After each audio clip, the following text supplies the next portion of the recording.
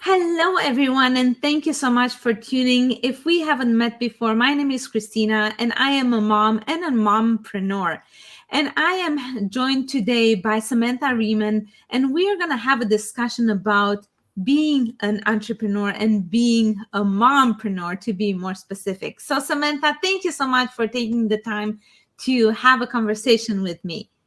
Thank you so much for having me here, Christina. Oh, my pleasure. So let me just start by asking what determined you to become an entrepreneur? So, I started my career in the spa and coaching industry because I've always had a passion for helping people feel their best.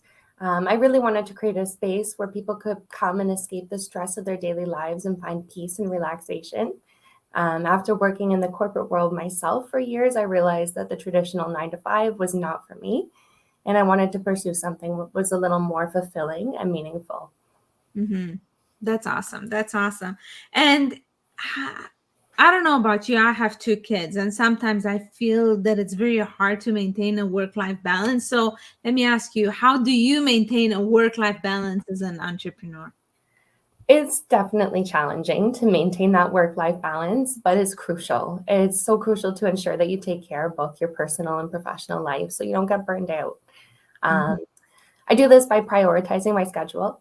I Hmm. really prioritize my schedule to make sure that my family and my personal commitments are at the top of the list, and this helps to make time for the things that really matter to me most. Yeah. I set clear boundaries between work and home life.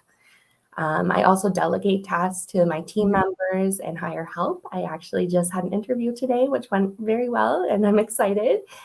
This will free up my time and allows me to focus on more what's important in my family, right?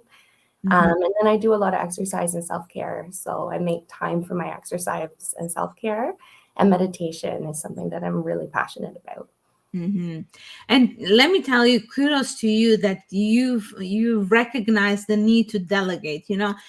I don't know about you, but for me, many times as a mom, you want to make sure that you can do it all. If your family comes to you, you want to be known as the woman of iron that does everything and is protective of her family, right? But sometimes we need to stop and recognize that we can't do it all, and we need a tribe. And how we say it takes a village to raise kids. It's the same thing with the family too, right? You need to be able Exactly. to rely on each other, at the same time know that you don't have to be the cleaner of the house. You can delegate that task to someone else while you spend it maybe on taking that time with your kid, right? Exactly. Yeah. And it's all about flexibility too. Hmm. Being flexible with yourself and the schedule, just to allow yourself to kind of make those changes when necessary, right? Exactly. And you were talking about challenges. What has been your biggest challenge as an entrepreneur?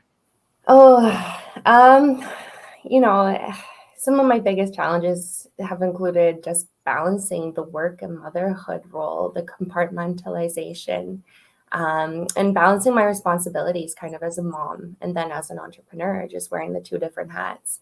It Hmm. can be difficult to shift gears, it can be difficult to focus, but I try and prioritize my time and make sure that I'm giving both my full attention while taking time for myself. I think too, it's important to show yourself grace and be kind to yourself and realize we still need to parent the inner child that we all have, right? Hmm. Yeah. Definitely. And then looking for support as well. As we were talking about before, knowing that you're not alone.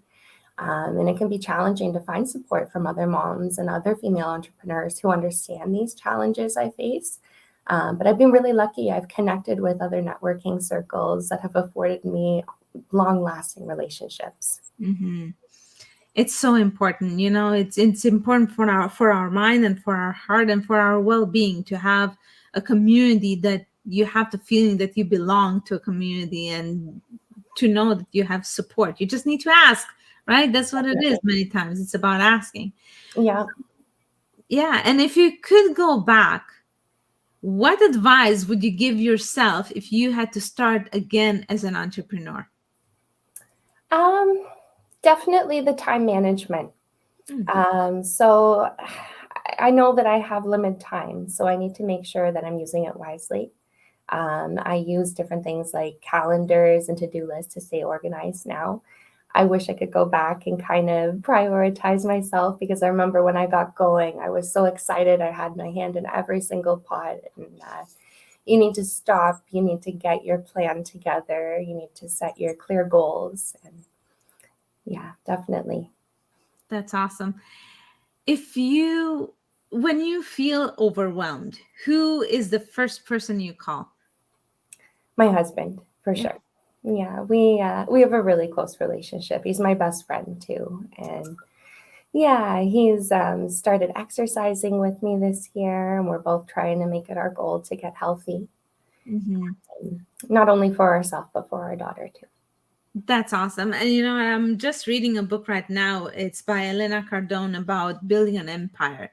And it's, she speaks in that book as well about having that cheerleader. And just like you, I'm so happy, and it kind of takes the load off your shoulders a little bit to know that you have someone in your corner cheering for you, and Definitely, someone who will be by your side when you're going through ups and downs. And I before I thank you for your time, I have one more question. How do you get out of the valley when you get into the valley? Because it's not a smooth ride as an entrepreneur. It's always valleys, it's highs and lows. So how do you get out of those valleys? definitely. And you know what? I actually started this week off in a little bit of one of those valleys, and I decided that I needed to change my approach, and I started with some more self-care. Um, and it was really important to me to really validate how I was feeling, and I processed and I worked through my emotions until I didn't feel sad about it anymore. And I was able to pick up my vibration. I did some exercise the other day, and I finished off with some yoga and meditation. And yeah, I'm a firm believer that self-care is what makes us tick. What we need is the missing piece for so many people. Exactly. Same for me. For me, exercise puts me in a good mood. It And does, once for you exercise, sure. once you get your body moving, you're in a different state, in a different mindset. You have a different mindset at the same time. So for me, to exercise is very important. Definitely. I find that it raises your vibration, and I tell my clients that motion is lotion. It really I love that. is. Samantha, I wanted to thank you so much for your time. And I want to thank the viewers for listening in. And we're going to have in the comment section a way how you can get in touch with Samantha to stay connected with her and find out exactly what she does. Thank you so much again, and all the best in your business, in on your journey as an entrepreneur and as a mom. Thank you so much. Thank you, Christina, for having me here. Thank Take you. care.